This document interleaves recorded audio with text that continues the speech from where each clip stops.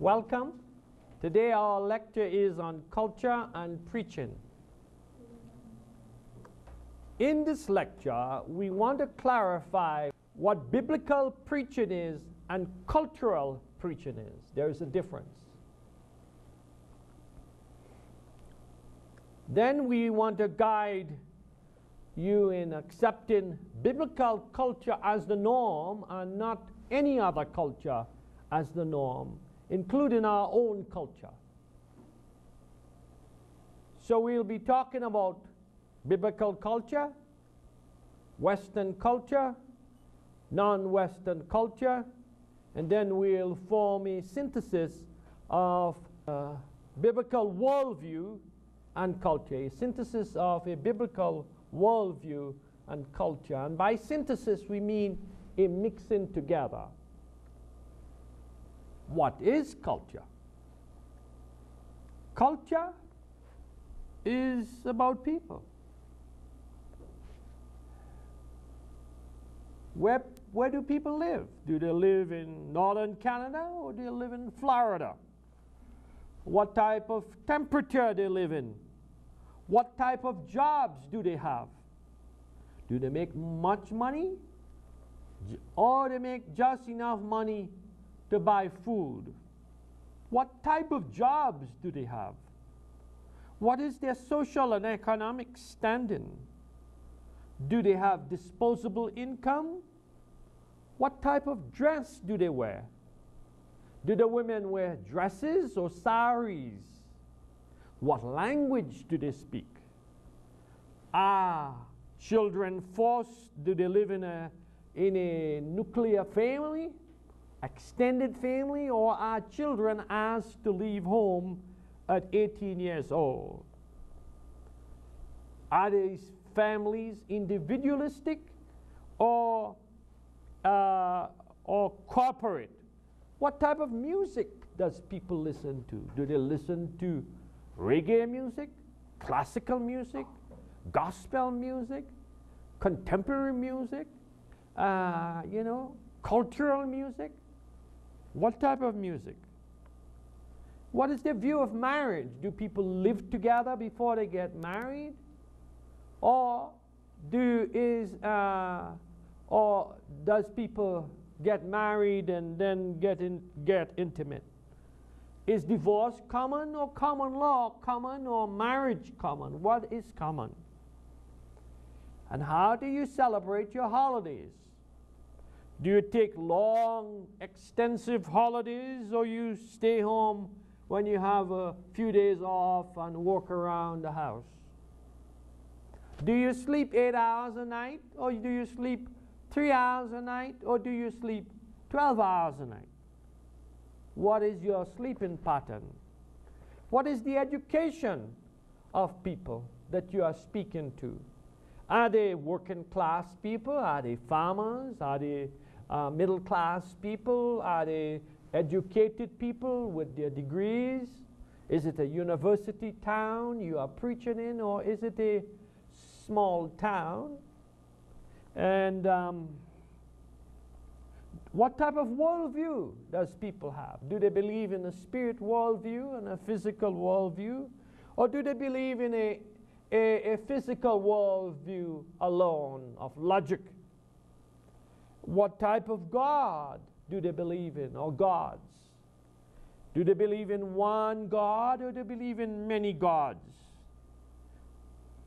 What things do they hold important to them? What is their view of their family? Are they materialistic, or are they sharing people?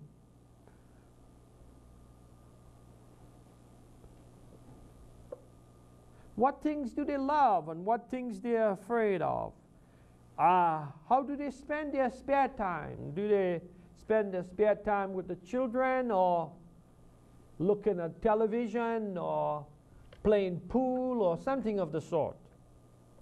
Do they believe in death after life, or do they believe in reincarnation?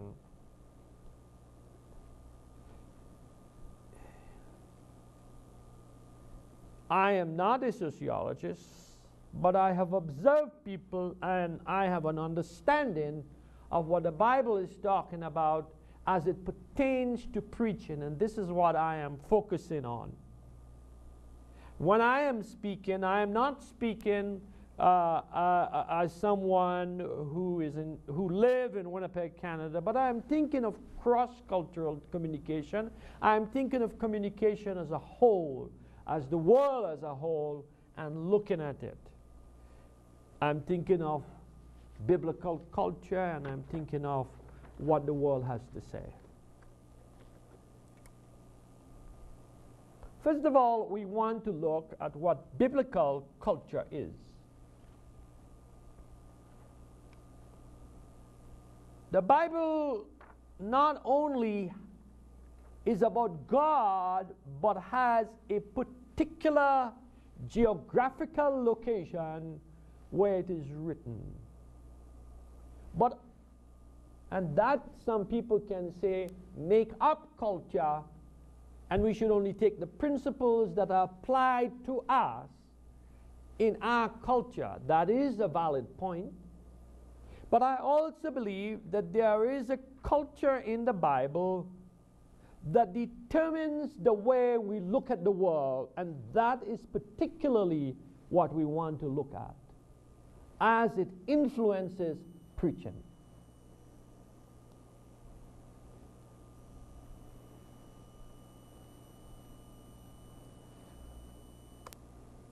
The first thing when we look at the Bible, is they have a belief in the spirit world. They believe in a personal devil. They believe in a personal God. And whether it was the Canaanites or the Jebusites or the Egyptians, they also had a spirit, a world that has a dualistic view, a spirit worldview. So, for example, when someone is blind, is it only physical blindness, or has someone cursed that person, or is it at a higher level, as in Jesus' case, he cast out the spirit and the dumb spake. So there is a dualistic worldview. For example, when Daniel was praying to influence the government and to know what is going to happen in the future, he could not interpret it from the physical world. He had to go to the spiritual realm, and then God revealed to him what is going to happen. To the Jewish nation, that was his concern, and so he was able to determine that. The book of Ephesians reminds us, 5:12, that we fight not against flesh or blood, but against principalities and powers, rulers of wickedness in high places. So the Bible believes, yes, there is ordinary creation, there are ordinary governments and institutions, there are fallen angels, there are demons, but they also believe that God is above all this, and God determines what happens in the physical. And that is what I mean by a spirit worldview. That is what we see in the Bible. Secondly, they have a belief in the supernatural. They believe not only in natural laws of sowing and reaping, but they believe in supernatural laws. So if you planted a crop, the crop is not only determined by the weather, but the crop is determined by the gods. The gods determine what will happen. Among the Canaanites, it would be Baal. Among the Jews, it will be Jehovah. And so we see this running throughout the Bible, the supernatural determining. They believe in dreams, in visions, believe in the supernatural, things that man cannot change, God will change. They also believed in a strong family structure. They live in an agricultural society. Family structure, strong family structure. And then families belong to tribes, and tribes belong to the whole Jewish nation. They were not individualistic. And because they live in an agricultural society, they live near to each other, and they didn't have senior citizens' homes. They took care of the older people in their own homes. There are specific rules on how children can behave. Children have specific rules. They can't do what they want. And so they belong to strong family. And of course, God was the head of all this family structure. Then they believe in strong community. There were elders in each community. And if you have a problem, you go to the elders.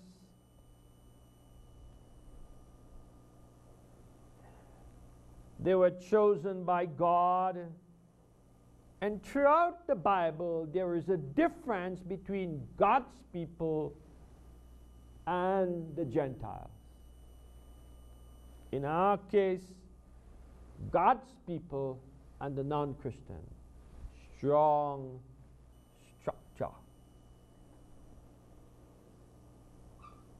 They receive strong support, provided guidance, social interaction, support, encouragement, correction when it became necessary. We want to look at now at Western culture. By Western culture, I am speaking of countries that have been influenced by the Christian ethic and the Christian worldview.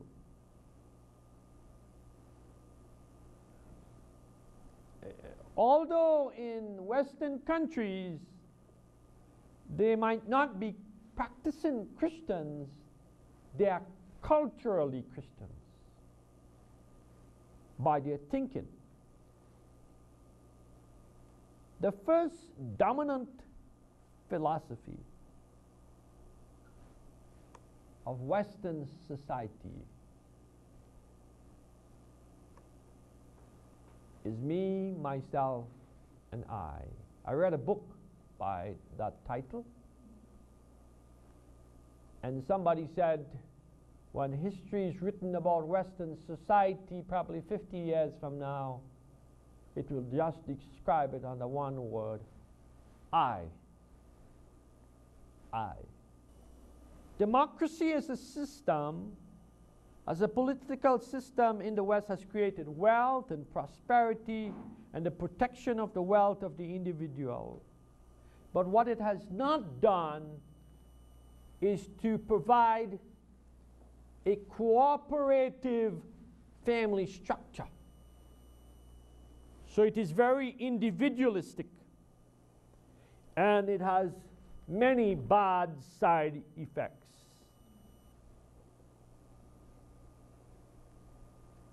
In any large city in a Western society, you will find transient people by the hundreds and sometimes by the thousands. Not that the culture doesn't have the money, but the way the culture is structured, it has problems under democracy to deal with all these social ills.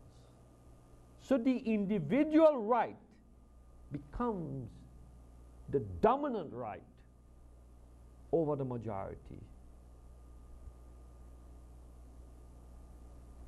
For example, in my country, in Canada, presently, there is a political debate going on, and the majority of Canadians reject the policy of the present Prime Minister. And the people have said, let's put it to a referendum. And he said, we know what the results would be. I am standing up for the minority right. Now, in some cases, that could be good. But when the majority does not have a right, it becomes a problem. Particularly in social things. So when a person comes for a job,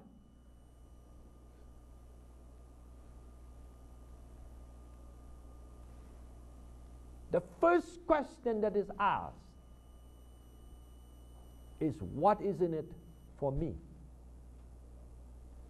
When a pastor takes the church, the question that is asked in subtle ways is, what is in it for me? How is it going to benefit me? And so the me becomes the dominant person. How will benefit my pocket? How will I benefit? If I go to your church, what programs do you have that will benefit me? And if the program doesn't fit, I go to another church that will benefit me. Not the community of believers, because generally, and I am talking of the larger setting, the churches, you could sit next to a person for 10 years and not know the person who sits in the next pew. You could live in a street or an apartment block and not know who your neighbor is for 20 years. Or you could die in a block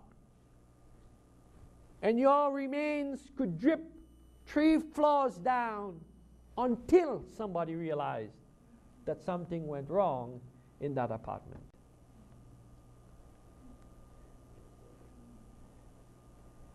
This I becomes dominant. For example,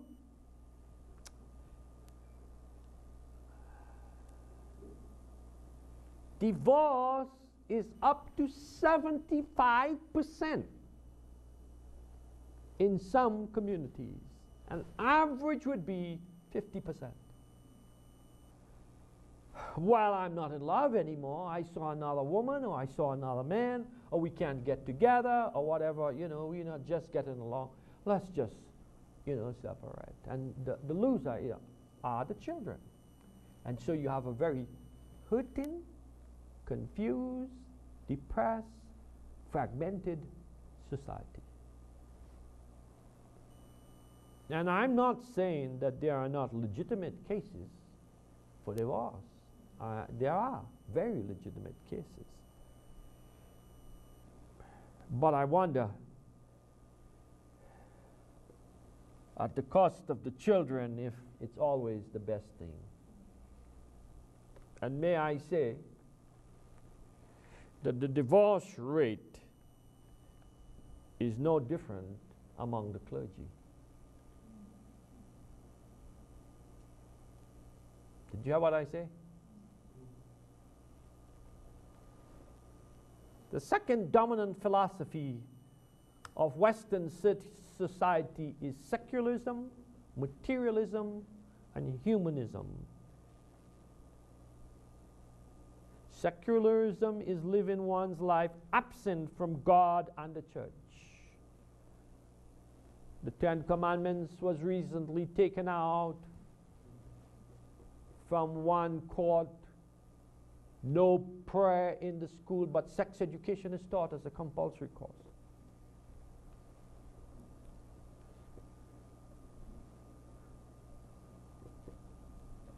This is religious skepticism and indifference.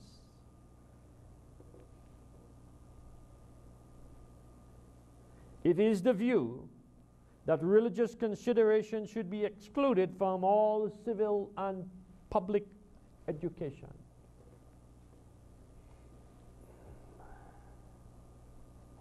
When I was pastoring in Alberta, Canada, a member of my church told me around the Christmas season she had 30 children in the kindergarten or first grade, I think it was kindergarten. And she asked the children, why do we celebrate Christmas? Only 2 children knew why we celebrate Christmas. The rest did not know. The young people have become amoral. Amoral means there is no moral. Immoral is then when you act in a behavior that you have morals, but you're reducing it. Here, people have no morals. The minister is now replaced by ethicists and psychologists in making moral and spiritual decisions, medical decisions, constitutional decisions are made by ethicists and psychologists. This is not bad in itself, but when moral decisions are made out of the teachings of Scripture, it is pragmatism and it is self-centered, and self-centered living is destructive living.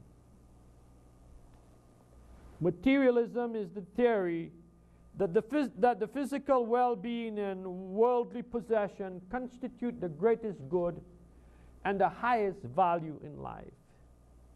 It is also a great or an excessive regard for worldly concern. This is closely related to my first point. Humanism is a philosophy and attitude that emphasizes the dignity and the worth of the individual. A basic premise of humanism is that people are rational beings who possesses the capacity for truth and goodness. The term humanism is often used to describe a literary and cultural movement that spread throughout Western Europe in the 14th and 15th century.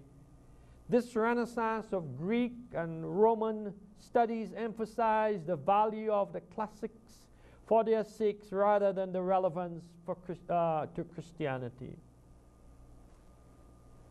Now, you apply this philosophy and you say, now, I know what is right for me. So we have free abortions. We have euthanasia in some places because I determine the right.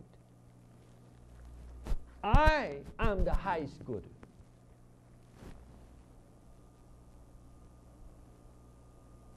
I could do what I want because I want what pleases me. Not pleases my family, but what pleases me. Not what pleases God, but what pleases me. And some have suggested that the religion of the West is materialism, secularism, and humanism. This philosophy is selfish, self-centered, and anti-God. And so you will have extended legal battles in courts to do away with any reference to God, particularly Christianity.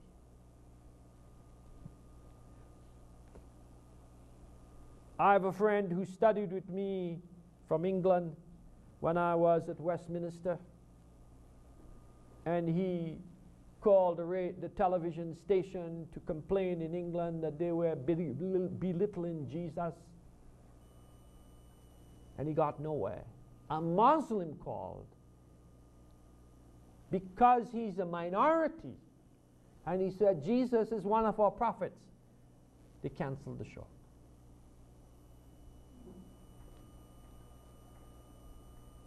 With such a philosophy in the wider society, I am afraid it is now creeping into Pentecostal pulpits. The result is less people are going into mission work and evangelism. Pastors are dropping out from the pastorate. Selfishness is destroying the Pentecostal message. No wonder God is moving in Asia, where people are willing to pay the price of what it means to follow Jesus. And Jesus will use anybody that is willing to be used of him. Any questions? Comments? I think that's not only true to the Western countries. It's slowly seeping into the Asian countries, especially with this technology, with this industrialism. We are not from agricultural to industrial country, and we are seeing that happening in our country also. So we are sad, but we are being challenged that somehow, particularly in our country, there are some senators who are trying to propose the passing of the bill for divorce, for gambling, for the legalization of prostitution. So it's actually the Christian church who are opposing against these bills, but we are being threatened by these senators who are humanistic in a sense, though they confess to be Catholics, but they are very nominal Christians. Very interesting that people take the worst of Western society and adopt it. It's very sad, instead of the good. And there have been, the Western society is not evil at all. There are a lot of wonderful people and good Christians that love the Lord and give. But I'm generalizing, and it's not everybody. The first people to respond when there is a disaster are Western society. It's not rich oil countries. It's people who love God, ordinary people that will pull together their resources and help. Why people accept the worst, I don't know. Any other comment? Same problem. It happens in Japan. In Japan, materialism and secularism and humanism is very strong. So one of our law for ministry is to overcome secularism or materialism. Even Christians, they are very influenced by materialism. So we need to renew our world view, because it's very affected our culture now. And people are very selfish and very self-centered, and they are very dependent on materialism. So it's not only Western world, now a universal problem. A globalized culture. Then finally, the West has moved away from a dualistic worldview. As I have said before, it is anti-supernatural. It is easier to believe in medical science than demons and miracles and spirits that are influencing. That is on one hand. and the message is having problems to get through. That is why, particularly in Europe, where secularism and humanism and materialism and a very logical society has formed a foundation that the Pentecostal message has not been able to penetrate. That is why I said that Pentecostalism is not only about tongue speaking. Right at the beginning I said it has to do with worldview.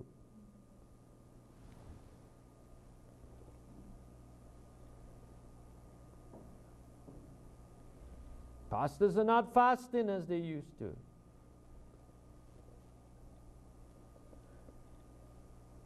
But on the other hand, the young people are delving into the supernatural.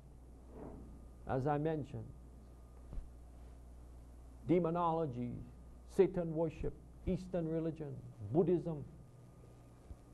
And some are finding meaning there, and it becomes very hurtful when it becomes a pastor's daughter or a pastor's son, or it becomes a professor of theology daughter that marries into a Buddhist temple. It's very, very detrimental. Because in there they probably find more acceptance and more love than in the church itself. And that is very sad, very sad. So, as I said, most congregations, most people cannot even recognize if a demon-possessed person is in their church. And then, fourthly, it is very logical. Logic determines everything. Reason, everything is filtered through reason. It doesn't make sense, they say. I don't understand your argument. You haven't proven your point. Where is the black and white facts?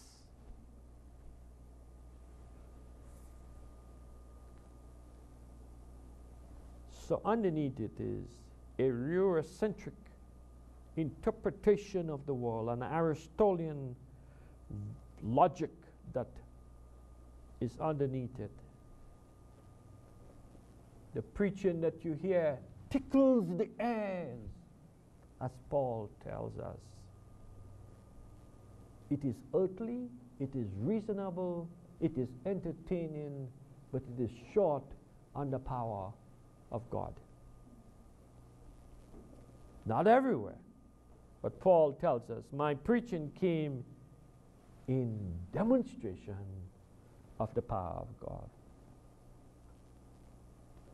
You cannot get through the hearts of people through logic. Very few people.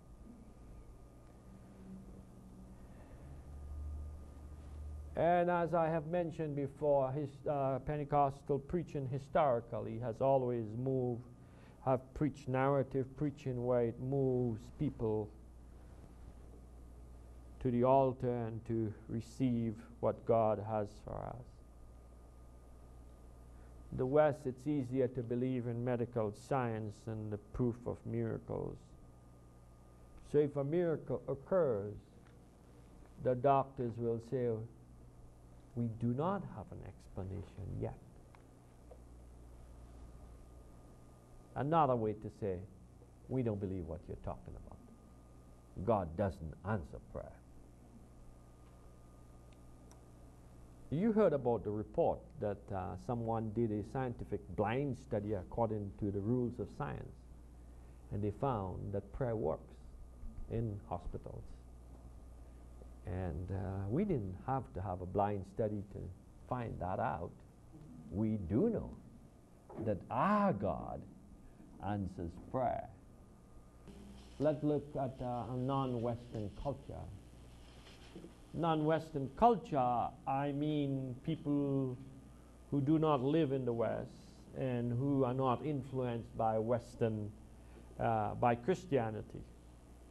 But I do not mean indigenous cultures in North America, Native Americans, the Caribbean, South America, China, India, Asia in general, the Far East, Africa.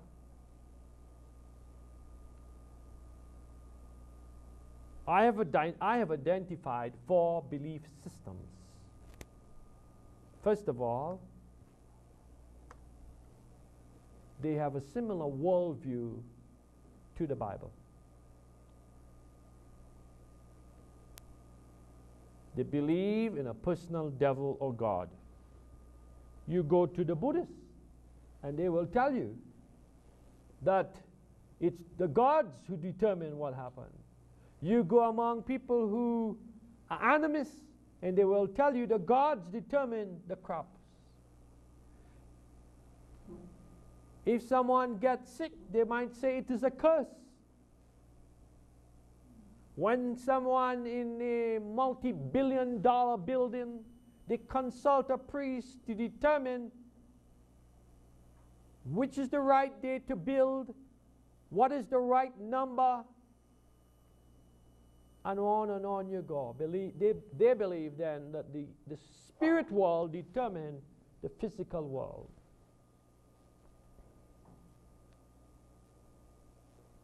So they believe in the physical and the spiritual sphere. The world is not only made up of wood and clay and buildings. Secondly, the gods or God can do supernatural things. So whether it is you're in Africa, you go to the priest, the witch doctor, and he'll cast out the spell.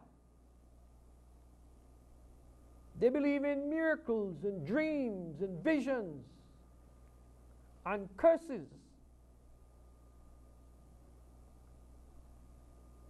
They believe in the supernatural.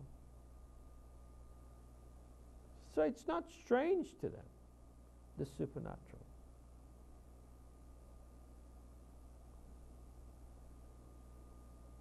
In such a climate, it's easy for Pentecostals to preach. Thirdly, in non-Western cultures, generally speaking, and we know of many disadvantages to belonging to such strong family structure where young women are forced into prostitution, and it's considered an honor so she can support the family. And we know that is wrong, but generally speaking, non-Western societies are closer knit families. The families are structured better. The father generally is the patriarch of the family. The mother is the caregiver. The children are expected to obey their parents. And when grandparents get old, they take care of them. They live in close, caring families. Individualism as a Western philosophy is looked down upon with contempt. Generally, I have observed in such societies there is less depression because of loneliness. Am I speaking the truth? Yes. Strong community. Generally, people in non-Western societies belong to strong communities, whether they live in the country or the city. In the country, the families are friends, and if, for example, if there is sorrow in the family, the whole family gets together. The same thing happens when you have a wedding or celebrate. Everybody has to be invited. Usually in the community they were relatives. Right. Yes. And how do you leave the good friends out? You know, the person that helped you in the difficult time. It's very difficult. So it appears to me that Pentecostalism is not only about the baptism of the Holy Spirit and speaking in tongues, but about spirit worldview. Now, what we want to do is not to cut down one or the other, but to form a synthesis and learn from each other. As you are saying, it's affecting all of us. The first thing is the West needs to accept the worldview of the Bible.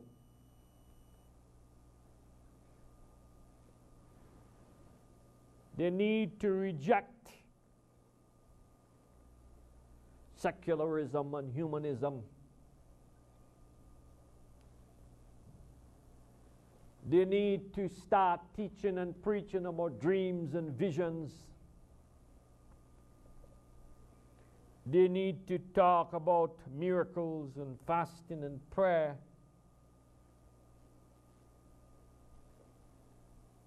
Secondly, they need to reject any philosophy that works against biblical worldview, whatever the philosophy.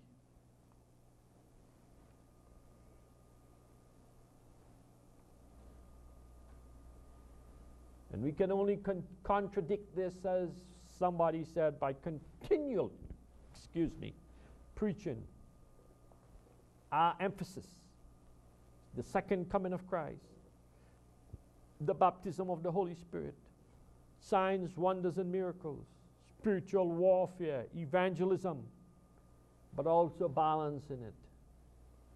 So we need to work against things that does not have a biblical worldview. Those from non-Western cultures should not reject everything from the West. There are some very good things. We can emphasize, we should accept the emphasis of good theological education of the West. Right now, good ministry is coming from non-Western countries. That is in terms of spiritual warfare, church growth, but solid theological education in terms of languages and systematic theology is still, the West has centuries of articulating and re-articulating and adjusting that we need to learn from. We can learn from the emphasis on evangelism. Many evangelicals and Pentecostals are sold out on evangelism. Do you think when a missionary comes from the West to a non-Western country that they can't find a job at home? Not true. They probably could make more money working at McDonald's, flipping burgers. But they come. They come. Of course, non-Western countries are emphasizing mission work. Dr. Cho, Dr. Ma from APTS, the academic dean, told me Korea has 50,000 missionaries around the world. 50,000. I stand to be corrected. That is a result of intensive prayer, that God has burdened the hearts of people. And then we can learn how to use the media. The media is a new strategy in evangelism, and we need to learn how to use the media properly. We can learn from our brothers and from our sisters. Pentecostal preaching, in summary, should reflect biblical culture. Talking of code of dress and things of that sort, but the spirit worldview and things of that sort that affects our preaching. We should accept things from other cultures that might help us in our preaching. Don't be afraid to accept things from other cultures that will help us in our preaching. And Pentecostal preaching is only as effective as we reflect biblical culture